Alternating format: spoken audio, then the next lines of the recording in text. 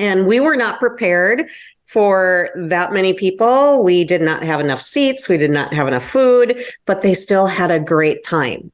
So I'm like, you know what? This was great. Let's do it again next year. Let's find a venue that can actually hold 500 people.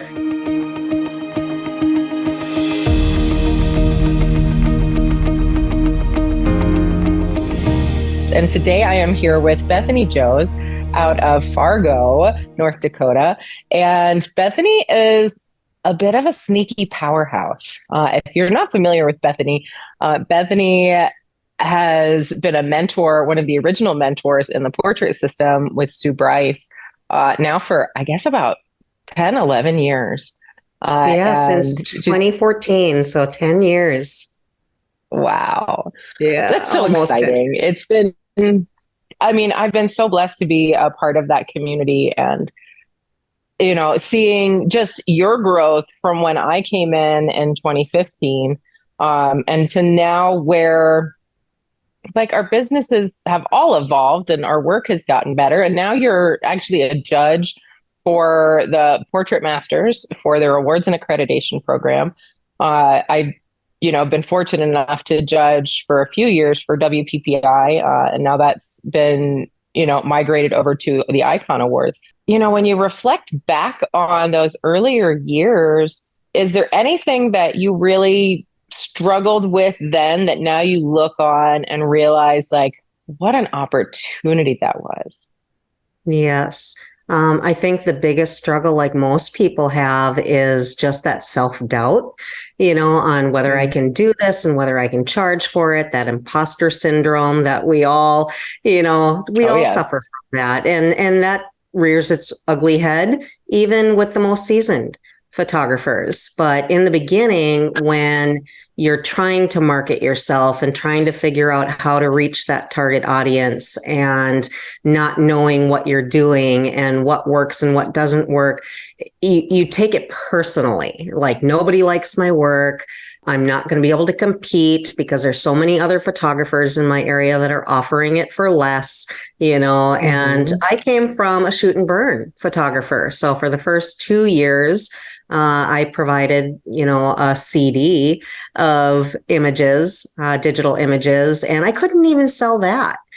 So that takes a hit to your self-esteem. And as an artist, we do take things personally. And we think it's because we suck or, other people are doing it better, or, I don't have enough money like everybody else is to do the type of marketing that I need to do. And now, having all that experience under the belt, I know those were all lies I was telling myself because I wasn't actually doing the work. I was filling my days with busy stuff, creating pretty graphics and all. It didn't matter, what it looked like. I just needed to put my work out there. Hashtag avoidance. Exactly. Avoidance. So I was avoiding what I didn't want to do because I didn't understand it. And I wasn't taking the time to get further education on that. And that's where Sue Bryce Education came along. And that opened my eyes to a lot of things.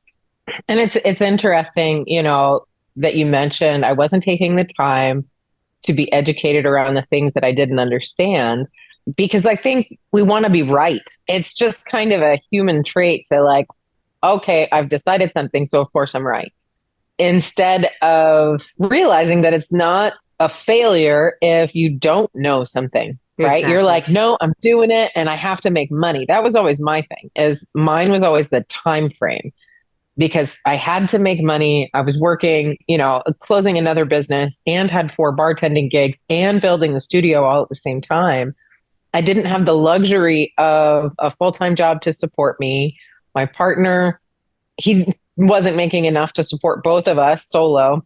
So I had to make cash. So that might have been $200 here, $50 there, right? Right. Because that's the world that I came from. And I realized, like, I'm not giving myself the space to do what it is that I need to do to build. Like, yes, I'm taking the information in, I'm implementing it as fast as I possibly can, right? And I want it to blow up now.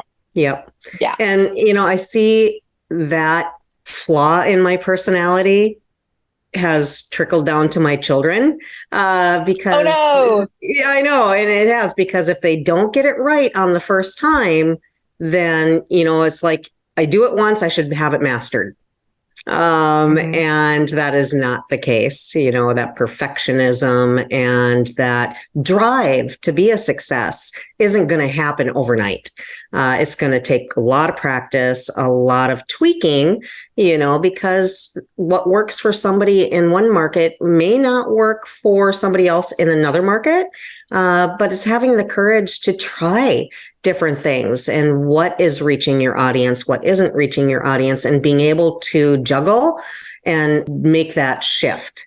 And being able to recognize that instead of saying, I'm a failure, this isn't working, this, you said this was going to work, it's not working. Well, what really isn't working in there? Mhm. So that was my struggle in the very beginning, was learning to listen to other voices telling me that it does work, just to keep going and keep trying. And I'm so glad I did, because it works.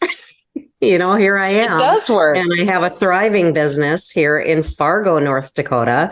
And I'm expanding on that service and doing other things that I never thought I'd be doing. One of the things that I love about how you run like your campaigns and celebrate with your customers is actually by making personal connections, and not just while they're in the studio, but outside the studio.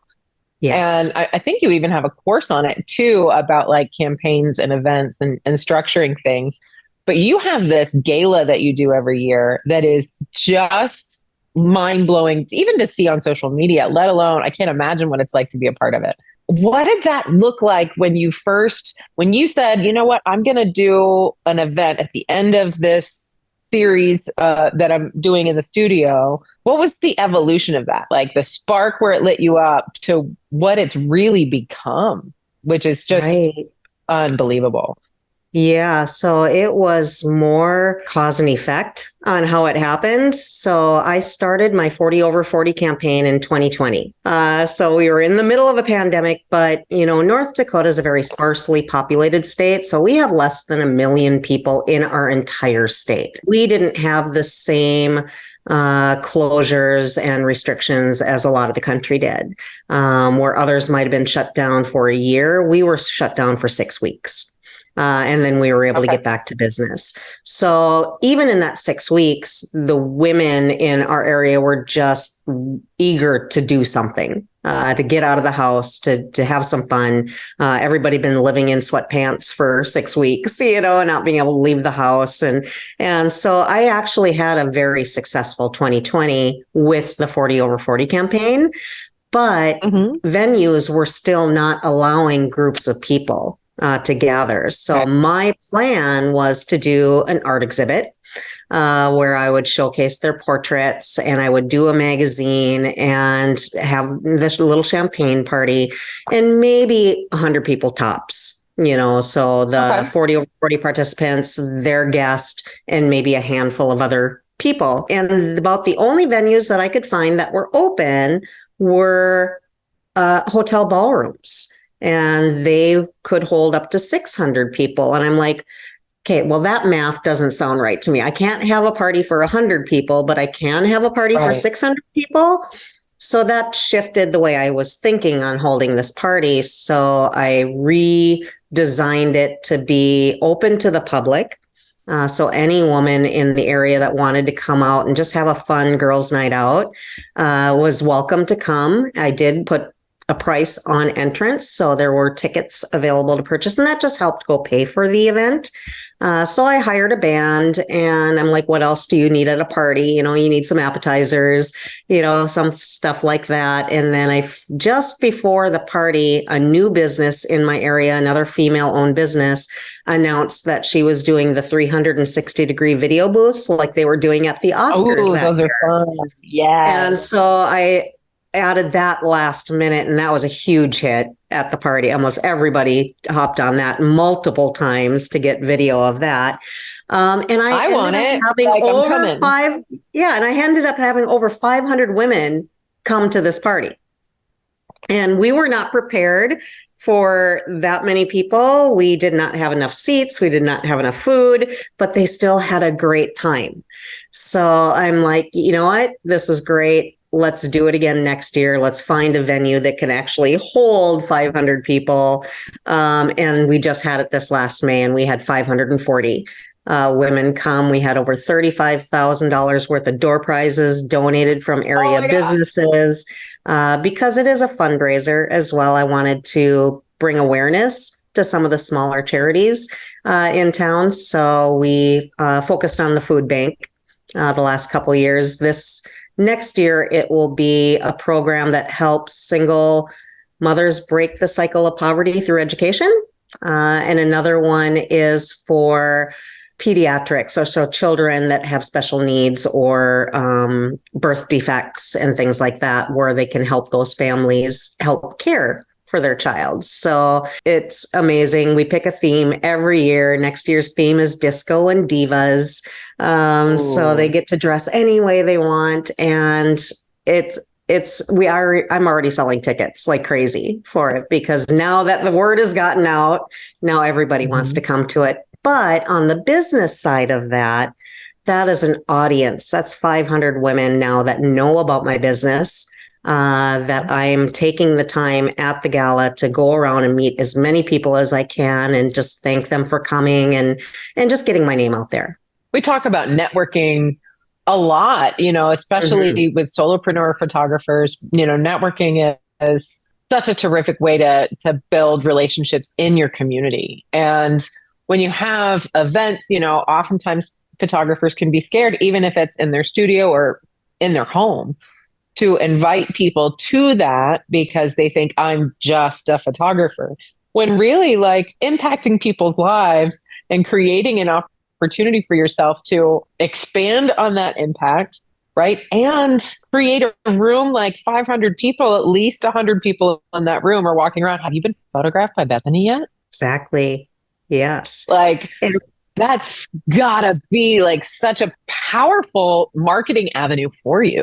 It is. It's absolutely incredible, and I've created a public Facebook group just for the gala. So that is attracting more people that may not be aware of that. And it's also, like you said, it's a networking event. I'm not there to sell sessions. I'm making them more aware of my business through this, of course. But with networking, I'm meeting women and I'm connecting them with other women. And that's making me the go-to person. Oh, everybody. Who do I need to see for this? And, oh, by the way, I need new headshots. Great. I can help you out with that. And for your other question, you need to talk to so-and-so. She can help you out. And that's really what networking is. It's just connecting with people and then connecting them with other people. Absolutely. As we learn to market, right? Even before we get into those events where maybe we're going to an event of 8 people, let alone 500, right? We get so caught up in the imposter syndrome and not being good enough. And how do I do this? I just want to post on Facebook and have people buy my work, which, that desire in and of itself just speaks volumes to really how people feel about their work. And then when we have those, valuation issues, like we were talking about earlier, like being in that shoot and burn space where it's just $200 and you're having trouble even giving that away, let alone selling it for $200. It's in the space of, we get caught up in, my work is so meaningful for me. That's where that personal rejection comes from. Right. And people aren't saying no to you as a person. You're not being kicked out of the tribe. It's not seeing the value in that. Now, see, for me, I probably would have a table set up somewhere at that event with an assistant, like, all right, you book sessions. Yeah, I do have a table there. Yeah, I do have a table there with a QR code, and it's for registering for the 40 over 40 project. Awesome. So it does get people out there, because they see that my honorees, are called up onto the dance floor and introduced, and they get the VIP tables right up next to the dance floor. They get champagne at their tables. They get party favors. They want that attention because as women, we just want to feel seen and heard. Well, what better way to be seen than to be honored, at an event of 500 people. And so they want to be part of that. And so I give them the opportunity to sign up for that right at the event. And then I follow up with them after the event, of course. Yeah. I'm so impressed with how you've built events into your business, and like that obviously converts into revenue for that next, season of that 40 over 40. What else is happening in your world? Like that in and of itself, like a year-long planning piece for that would probably do me in. It is a feat. So if anybody is looking to launch something like this by themselves and they don't feel like they can handle all of that, then an event planner is perfect to partner with on that, because me and my assistant were handling everything by ourselves, but we've had a couple years under our belt, so it's not as much planning now as it was in the very beginning. So we just handle that. But an event planner is perfect to help them, even with the smallest parties, on what do you need, what can we make it fun, and partnering with area businesses so that you can cross promote the events. And that's what's happening now in my world, is because of the gala, I've been asked now by this venue to come back and help them host a Swiftie Eras dance party. So I get to have a booth there about my business and about the gala, because it's women 21 years of age or older that are going to be all dressed up and coming to this event. So that's not going to cost me a thing. I just need to help cross promote the Swiftie party for that. I've been asked to donate now to a couple charities, which again just helps my name get out there. So I donated a session to this Ann Carlson Center, which is for the pediatrics care. And then also Rock from the Heart, which is friends of ours, which is a benefit concert to provide resources and education around aortic disease, because my friend had open heart surgery in 2017 and found that there's a lot of misinformation out there. The party is 2 weeks before my gala, the benefit concert, and I have donated my services to be the meet and greet photographer for Rick Springfield. Well, there's a dream so I get to meet my childhood heartthrob, right? But the networking end of it, just leads into other opportunities and more people asking you. And yes, you're going to get people that are always asking for donations. But it's a great way just to connect and contribute.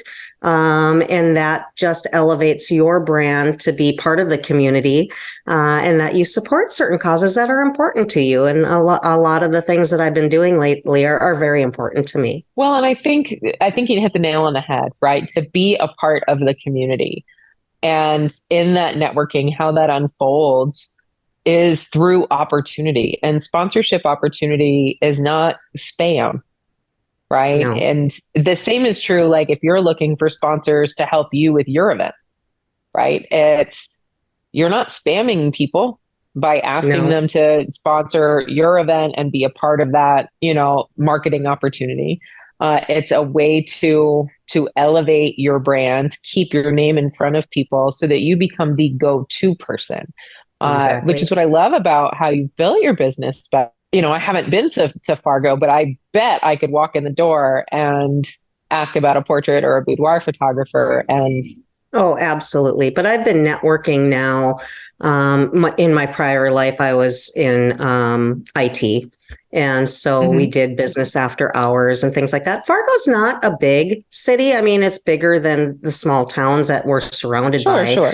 But it's small enough where everybody knows everybody. Everybody, because everywhere we go, we run into somebody I know. But that is just putting yourself out there and getting to know as many people as you can. And if you're an introvert, I like to say I'm an extroverted introvert. I can be on when I need to be on, but when I'm off, leave me alone. Right. But when you're on, you just have to be on with one person.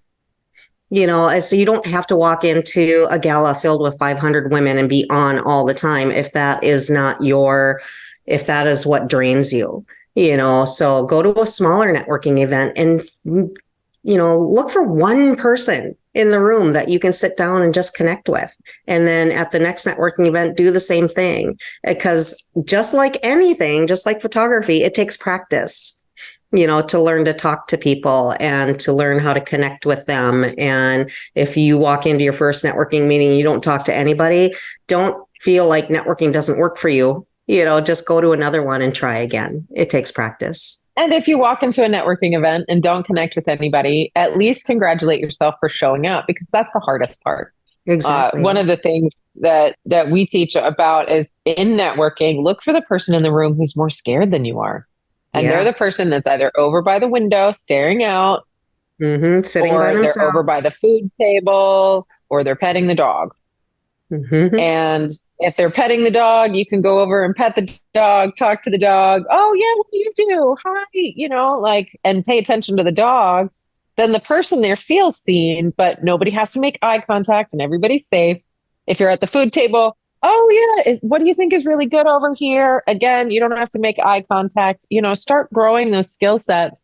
Doesn't mean you have to walk up and be like, Jim Carrey jazz hands walking in the door and be the most important person in the room. You're just there to connect.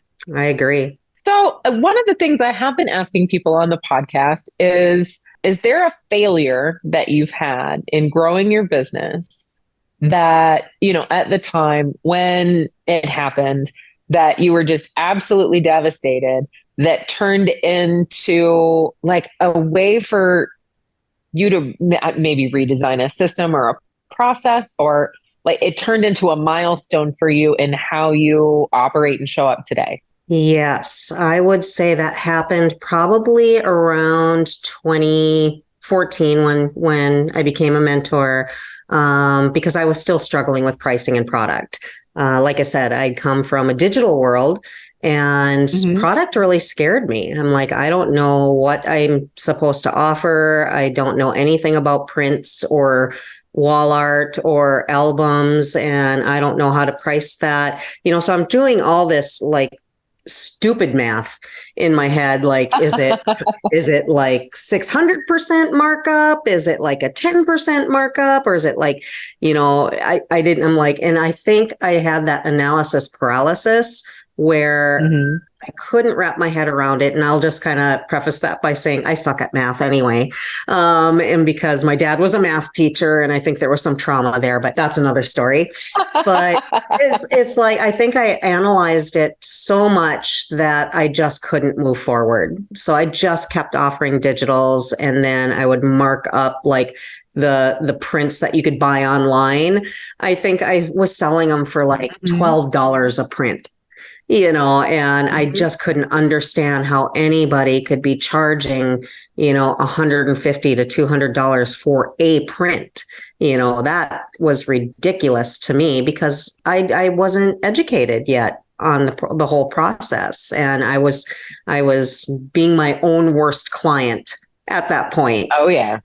So that was the biggest failure for me, was not understanding, and I wouldn't call it a failure. It was just that misunderstanding on what selling products meant. It wasn't the price of the product. It was the price of my work, valuing my work. And this is how it's structured for me to make money. So that was my biggest failure, was not recognizing that early on, and taking so much time to try to figure that out. And then when it finally clicked with you. Yeah, so that was when I said, okay, this formula is working for other photographers. It's going to work for me. I just have to do it. And so instead of trying to reinvent the wheel and try to come up with all this different weird pricing structures that were confusing me, it would definitely confuse my clients, because if I couldn't understand it, how was I going to relay that to somebody else? Right. So I said, I'm just going to take Sue Bryce's pricing structure, and I'm going to copy that. And then I'm going to do the printed reveals, because for me, seeing was believing. And so I did the printed reveal on my very first one at my new pricing structure, and she bought my top package, $2,000. Awesome. And up until that point, I was maybe had sold $600 was my top sale at the time. Okay. And so you were and I just knew like shaking and beside I was yourself. like, oh my gosh, just like I was trying not to like jump out of my skin when she said she would take them all. But I knew she was in the military, and my spastic brain just went, oh, let me give you a 10% military discount.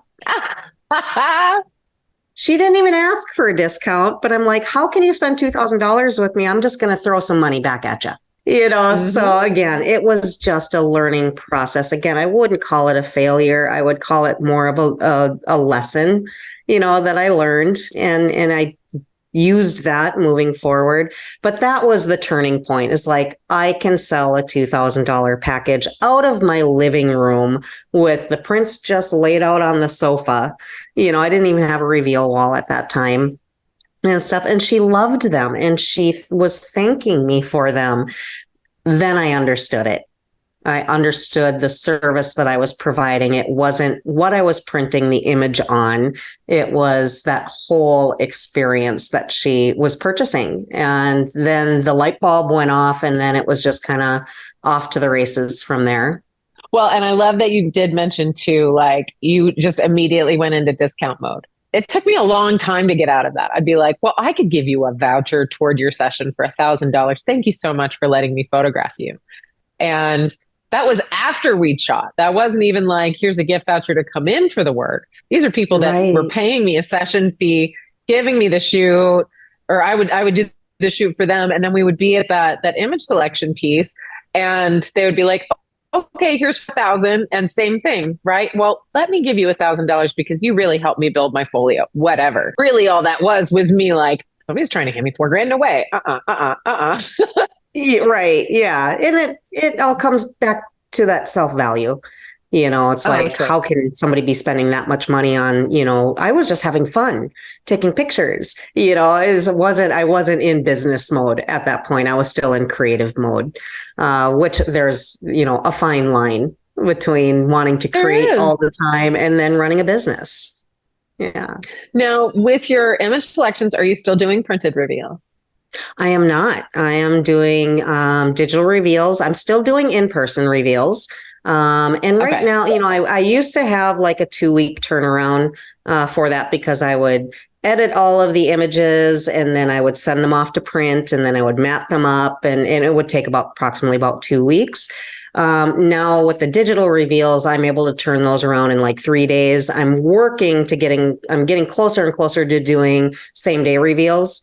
But right now it's about 3 days, and then they're invited back and I actually moved everything away from my studio, and I do the home reveals that you can probably see right over there on the video, a little office. So I have a little home office where they come and we get to just sit, and I give them coffee if they want coffee, and I put everything up on the screen and they select from there. Now, so you're editing before they see them? Just a light edit. Yep. I'm running just a little bit of a couple actions on them. And then anything that they want to see retouched further, I'll take care of it for them. But most of the time they don't. No, because I did the same thing, went through that, like, I need that proof of concept, that immediate gratification with the printed reveal. And it really is so powerful. Whenever you see a printed reveal, like, people come in and they're just, oh my God, right? Because it's tangible. And there is absolutely, it's a motivator for people. But what I found was, for me anyway, it was capping my sale. And when you're in business, it's really exciting to be in the space where, oh my God, people are paying me. And then you get into the oh my God, people are paying me, and you start measuring the payments. Right? You're actually paying attention to what's coming in, why, how did they refer to me, where did they come from? All of these things are sort of the evolution of that business CEO-ness that we do as business owners. Right. And when I went to, and it took me a while to get to the same day and like not editing anything. And I started by like doing, well, we'll meet sometime in the next, 5 days. And I'm going to edit one from each set so you can see what a finished piece might look like, right? Because I'm telling myself, like, my edited version is just so wildly different than what's created on camera. No, Kat, it's color grade. That's just all that is. Exactly. Yeah.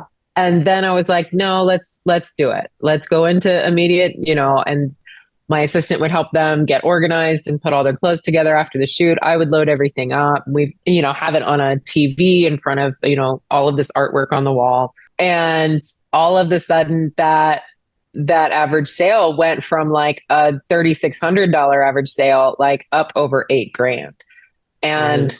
at first I thought it was a fluke. And then I was like, wait, this is even happening with digital for branding clients. Like, this is how we're doing it from now on. So you mentioned there being a fine line between the business and the creative. What led you to identifying what that fine line is for you? It was, again, it was avoidance, I think. In my head, Mm. I had been a photographer. Well, let's just say, if we're talking about today, I've been a photographer for 12 years. I've been a Photoshopper for close to 30 years, Okay. so when it came to editing my photos, I would take that extra time to make sure that all of the distractions, the stray hairs, the flaws, maybe a little bit of a, arm fold or something, they were all taken care of because I didn't want my client to focus on anything that would distract them from the Right. overall image. But, when you are proficient at Photoshop, and you have, a creative background, I could totally fall down the rabbit hole of retouching every little thing, to make it Yes. perfection. And that was a process that I didn't have to do because what my eye was seeing as a creative, my clients would never see that. They would never notice that one little hair that might have been coming out this way, or they would never notice that there was a little tiny piece of lint on, their clothes. It's like, and if there was, and that was a picture that they purchased, then I could retouch it, but they didn't need to see that, fine tuning that I was doing on every single picture that I was going to show them at the Mm-hmm. reveal. And that's where that fine line is, right? It's like, when do you stop, trying to make things perfect and just, run your business, show them what you shot. And if they have any objections to anything on the picture, let them know you can address it, but don't let it stop you or prolong the sales process because, like you mentioned, with the instant reveals, that's instant gratification. It's also an Mm-hmm. emotional purchase. They see those images, they want to take them home right now. Because I think Sue said this, it's not a me generation, it's a now generation. Now. Everything is instant streaming, instant downloads, everything that you could possibly, Instacart, you have people, just even bringing groceries home with, a couple clicks and stuff. So them just being able to take their things and leave, that's perfect. So, but the more time that you have between the time that you shot those photos and the time they see them, that enthusiasm starts dropping off. You want to show them those images while they're still riding high from that photo shoot and feeling incredible. And that's where that instant, the instant reveals or the same day reveals are so important. Even at 3 days, I run the risk, of, oh, my car broke down and now I have some, repairs I need to make, Uh-huh. or, something else happened and I don't have the budget for, so the more time I put in between there, the more likely that sale is going to come down and down. Well, and one of the other things that I found with it too, like you would get more excuses, right? The longer that you waited, but they're confident. It's different when they have, like, that is one benefit of the printed reveal, because the print is what makes the evidence tangible for a customer. Now it's going to live on forever, right? And now there's physical, tangible proof that they can hold in their hand and see with their eyes that this version of themselves exists. The longer that I would postpone or they would postpone, either one, between the photo shoot and the image selection, I found their confidence would actually dive. Like, they would be really great for a couple of days. and then they would dive to where their confidence was actually lower than it was before they'd come in, because now they're starting to be concerned. Why is it taking so long? Right. And then when they come in and they see everything, all of that washes away. But taking them on that roller coaster would affect the revenue that I would generate. So if they would come in and see everything and be like, oh, thank God, these are gorgeous. You're like, oh, thank God. Of course they are. Like, what? And I started connecting the dots. Like, the longer I wait on this, the worse they feel about themselves, even though they walked out the door feeling like $1,000,000. Yes. Yeah, I absolutely agree. Now, what would you say is next for Bethany? Right? Like, what's on your radar that you're wanting to create? And it's just maybe even just kind of bubbling up. And like, where are you headed next? Next week, I turn 56. I don't want to work forever. I want to still create forever, but I don't necessarily want to run a business into retirement. So I am working on, everything that I have learned, because I switched careers at the age of 45. I worked in IT. I owned a surveillance company. I sold that here a number of years ago when I went photography full time. But that was a leap for me to jump from, I'm sure, having a solid income, benefits, knowing what I was making on a recurring monthly basis, to giving that all up to work on what I've always meant to be working on. And that was on my right side of my brain. And that was to be creative and to do things that brought me joy. I always knew this as a kid. I knew this is where it was going to lead me. So I want to take everything that I've learned from being a startup, and how, running campaigns and things like that have helped me reach a certain demographic in my area. Because if I can have, right now, I think I'm booking 12 to 14 shoots a month in Fargo, North Dakota. And if I can find the business here, I want to show people how they can find that business. They're running compelling campaigns that is going to bring in whatever age demographic or whatever genre that they want. And creating education around that. So that is what I'm currently working on right now to wrap up, is how to run a compelling campaign. And that could be on pet photography or families or whatever. It doesn't have to be 40 over 40 or anything like that. So using a lot of different examples with that, how to market that, all the different avenues that you can use video and testimonials and still photos and behind the scenes, whole bunch of different ways to market even just one shoot, like 10 different ways. Because I think we get stuck in our heads on, just sharing pictures all the time of things. So that's what I'm working on. And then also just working on creating more guides for, the meetup networking parties that I've been doing with my best clients or galas or things like that, just to get people over that hump of, I don't know what I need to be focusing on in my business. Let's try this out, because once you do this, because everybody wants to belong to something, and running a campaign helps people feel like they are a part of something bigger than themselves. And it's not so bigger much. Than themselves. Yeah. It is bigger than themselves because, you hear it time and again. What am I going to do with all these pictures of myself? Right. And it's like, it's no longer about what am I going to do with pictures of myself? It's like, I would love to be able to help empower other women through sharing my story, because I've been through a lot and I know a lot of other women have too. Now they're eager to book that session and they don't care where they share those pictures. Yeah. So just being able to, create education around that, and clear up any misconceptions about running campaigns on that.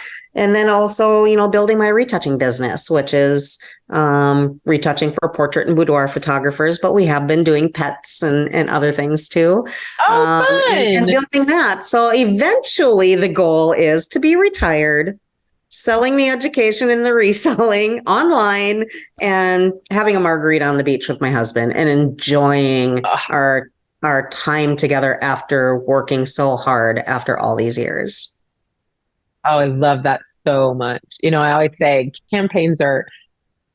it doesn't have to be complicated. Campaigns are nothing more than a reason to do business with you that have a deadline attached. And then insert demographic here. Who do you want to shoot? What do you want to shoot? Right. So I love that you're doing that. I know we teach a lot of that on the studio takeover, but having an appreciation for understanding how it is that you want to grow your business and what that end game looks like, right? That margarita on the beach is an end game. It can also be a vacation between, right? But it's also like, how can I set myself up for success so that this thing becomes so desirable that people want to pay me for it, and not just have me photographing them, but in the long game, right? So yeah, empowering women to appreciate who they are and teaching other photographers how they can do that for their audience does nothing but lift this whole industry up. That's wonderful. Absolutely. And, there are two other local Fargo photographers that are running a 30 over 30 and a 50 over 50. And I don't view that as competition, right? Because they both follow the portrait system, and they're learning as well, and they're bringing business into their businesses. And if we can, lift each other up, I mean, there is enough business for everybody in Fargo, no matter how many photographers there are. And the more people that bring awareness to those age demographics, the better. So more power to them. And so I wouldn't be too concerned about, being in an area where there's more than one photographer running the same campaign, even, because there is no way I can photograph 500 women. There's just no way. Right. Right. And nor do I want to. That sounds like a horrible year. Yeah, exactly. Oh, my goodness. It's interesting. One of my mentees in the Portrait Council right now actually lives here in Asheville. And, the Portrait Council is, sort of the higher tiered program that we offer. But it's so funny. Everybody was like, but she's local. Why would you work with her if she's local? And I was like, I'm not going to be here forever. And there are 250,000 people in this county. Like, I can't photograph all those people. Why wouldn't I just rather have other photographers charging sustainably, giving an amazing product and service, so that it's not just me saying, yeah, it's around $5,000 or $6,000 on average. Like, now there are 1, 2, 3, at least 4 other photographers that I've worked with to cultivate and lift that average. So now it's become the norm. Like, if you want good work, you don't have to only go to Cat, but no matter who you go to, it's going to cost you money, instead of who's doing these sessions. Like, somebody just no. And that's amazing. Get me started on many that's an amazing feeling too, when you let go of the competition, feeling that people have, and I go to lunch once a month with another boudoir photographer in Fargo, because we just want to connect. And how's business going for you? And I'll send her stuff that I don't do, because occasionally I'll get requests for couples boudoir, and it's like, no, that's not my thing. So I'll send them to her because I love her work and she's a great person. And I don't feel like I'm losing out on business, by doing that. And I truly hope that photographers everywhere get to that point where they can let go of, the competition and be more community, and lifting people up in this community. That's exciting. I wholeheartly agree. Awesome. Well, Bethany, where can people find you online? Oh my goodness, I am everywhere. So I do have portrait and boudoir kind of separated for websites. So if you wanted to check out the work on portrait side, it's just fargoportraits.com. And boudoir is fargoboudoir.com. So really simple there. It is not associated with my business name whatsoever. So if you are thinking about getting a domain name, think about SEO, name your town and what you do, and register that domain name and use it, because my business name is Artography by Bethany. And my domain used to be artographybybethany.com. No, No, that was Simplify. too hard to tell people. They would never remember it. They didn't know how to spell orthography. So I simplified that. On Facebook, they can also find me at orthographybybethany.com for the portrait side. I post all my boudoir work to that too. So that's the only public business page that I have. And then I have my campaigns group, which is Creative Campaigns by Bethany Johs. You can search for that. And then I'm also on Instagram, Art by Bethany. Oh, and Master Retoucher. Bethany's retouching company, Master Retoucher, is actually who does the retouching for my studio too. And I love that it gives us time freed up so that we can focus on those money-making activities.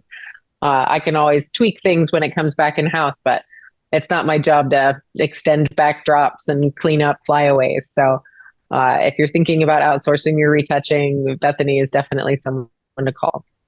And I'll see you in Vegas. Yes. Vegas, Vegas, Vegas, baby. I'm so excited. We just launched the studio takeover in January.